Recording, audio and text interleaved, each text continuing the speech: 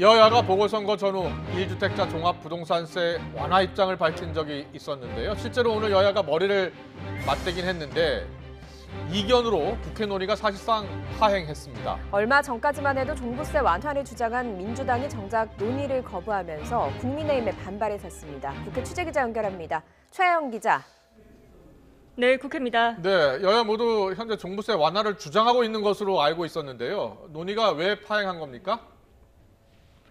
네, 사실 오늘 기획재정위원회 소위원회는 이 세무사법 개정안을 논의하기 위해 열렸습니다. 그런데 국민의힘이 회의를 앞두고 이 종합부동산세 완화 법안을 논의하자고 요구하면서 갈등이 불거진 건데요. 이 국민의힘은 재보궐선거로 부동산 민심이 확인된 만큼 이 논의를 시작하자고 강하게 요구했지만 민주당이 거절했습니다. 이에 국민의힘 의원들이 회의에 불참하면서 정회한 건데 지금도 재개를 못하면서 오늘 안에 다시 열리기는 어려워 보입니다. 민주당은 아직 당의 입장도 정리 안 됐고 청와대와도 조율하지 않은 상태에서 논의에 섣불리 나설 수 없다는 생각입니다. 하지만 얼마 전까지만 해도 민주당 내에선 종부세 제도를 손질해 주택가격 상위 1, 2%에만 부과하고 종부세 납부 기준을 현행 9억 원에서 12억 원으로 상향 조정하는 방안 등이 거론됐습니다. 하지만 당 일부에선 결국 고가의 집을 가진 부자 감세다. 집값을 잡기 위한 과세 조치를 완화해서 어떻게 집값을 잡을 수 있겠냐는 우려가 나오면서 고민에 빠진 겁니다.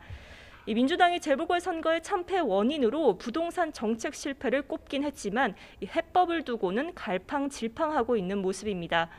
그래서 당내 혼선으로 부동산 시장의 혼란만 가중하고 있다는 지적도 나옵니다. 네, 종부세 완화 논의는 멈춰섰는데 이해충돌 방지법 처리에는 속도가 나고 있다고요. 네, LH 투기 사태 재발을 막자며 이해충돌 방지법 논의가 국회에서 급물살을 타고 있습니다. 내부 미공개 정보를 이용해 이득을 취할 경우 처벌하는 법인데요. 국회 정무위원회에서는 공직자를 대상으로 한 이해충돌 방지법이, 국회 운영위에서는 국회의원의 이해충돌을 막기 위한 국회법 개정안 논의가 동시에 진행됐습니다. 먼저 정무위는 오늘 상임위 차원에서 이해충돌 방지법을 통과시켰습니다. 공직자가 미공개 정보를 이용해 이익을 취할 경우 7년 이하의 징역이나 7천만 원 이하의 벌금에 처하도록 했고요.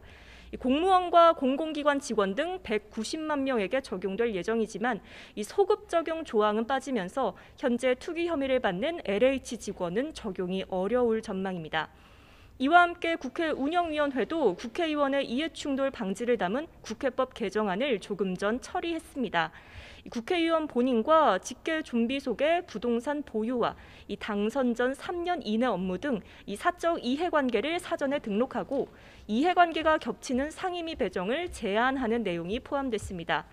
또 쟁점이었던 사적 이해관계 공개 여부는 본인만 공개하고 가족은 공개하지 않는 쪽으로 정리했습니다.